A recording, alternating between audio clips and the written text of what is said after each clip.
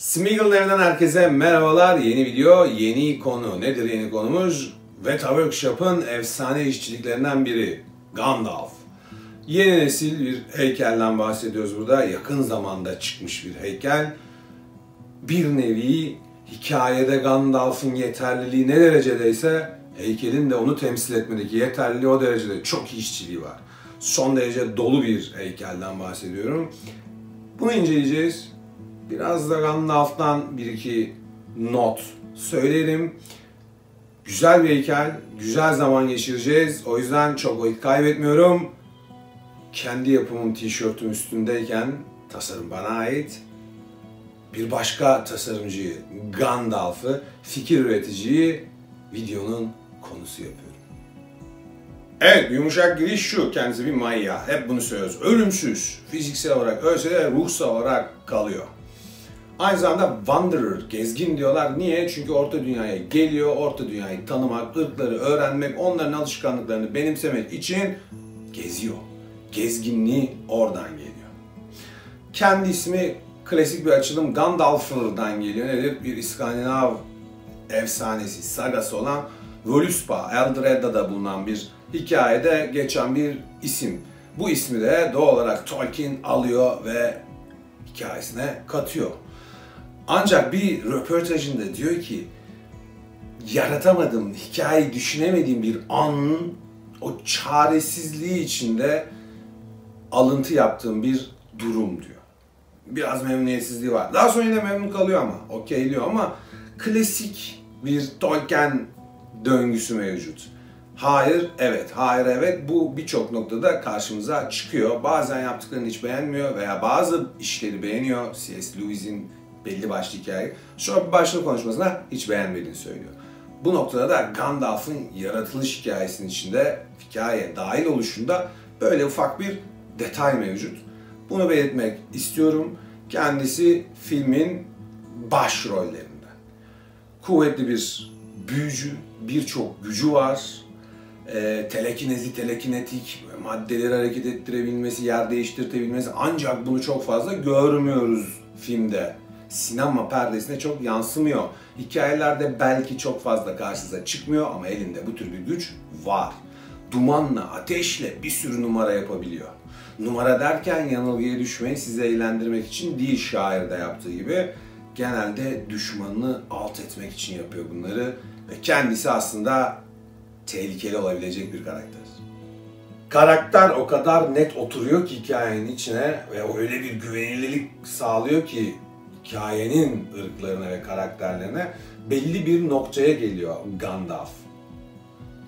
Sonuçta Tolkien bunu bu şekilde kullanmayı tercih ediyor.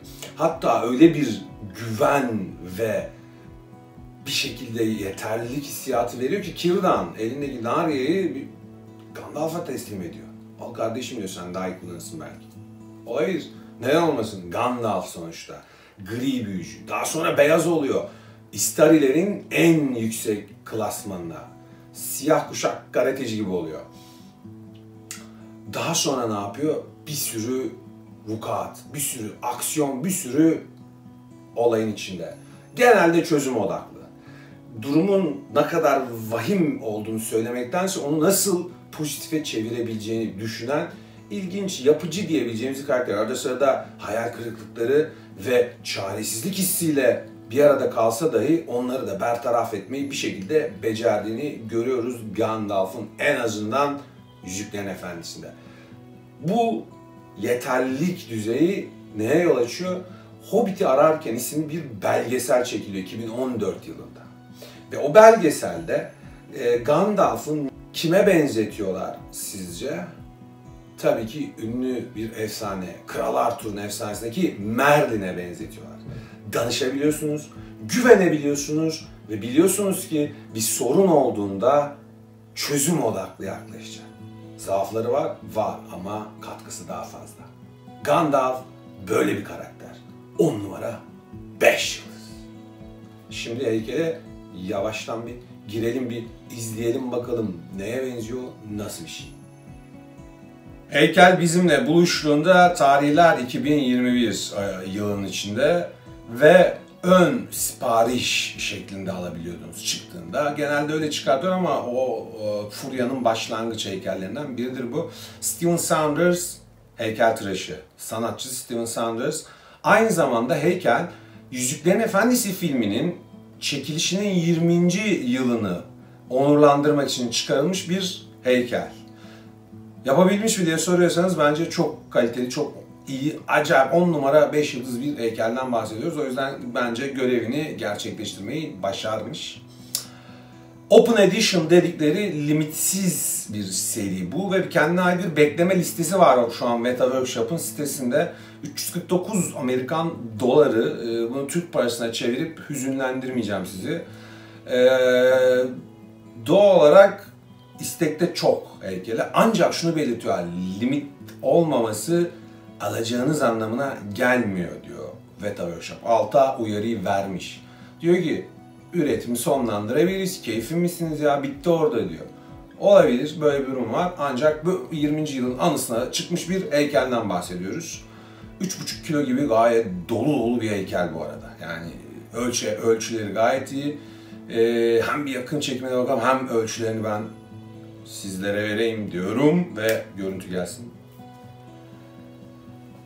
3,18 kilogramlık bir ağırlığı var heykelin. 24 santimetre genişliği, 24 santimetre derinliği, hareketli olan, içinde hareketi olan pelerin, sopa, şapkanın ucu falan, yani bayağı bir taşın kenardan çıkması, bayağı bir hareketi olan bir heykelden bahsediyoruz. Yükseklik hepimizin merak ettiği nokta olsa gerek, 36 santimetre gibi bir yüksekliği var. Heykel öyle küçük, ufak tefek bir heykel gibi dursa dahi ağır ve hacimli. Şimdi bir noktaya hemen açıklığa kavuşturayım. Limitsiz bir üretimi var dedim. Ancak alırsanız kutunun üzerine bir numara geliyor. Atıyorum 0123/1000. Bu heykelin numarası değil. O kutunun numarası. Kargoyu kolaylaştırmak için doğal olarak heykelin numarası yoksa kutunun numarası olsun diyorlar ve sanki limitli bir seriymiş gibi kutuya numara vermeye başlıyorlar. Aklınızda tutmanız gereken bir nokta. Şimdi gidelim, yakınlaşalım, görelim Gandalf'ı. Evet, piyasada birçok Gandalf ürünü var. Bunu biliyorum ama videoda gördüğünüz gibi bu biraz farklı. Bunun işçiliği gerçekten değişik. Gerçekten çok ince detayları olan bir heykel. İyi bir koleksiyon ürünü, fiyata gelince dediğim gibi yapacak bir şey yok. Ne yazık ki. Şanslı bir dönemde, şanslı bir şekilde eğer elinize geçiyorsa ne mutlu, geçmiyorsa yapacak çok fazla bir şey yok.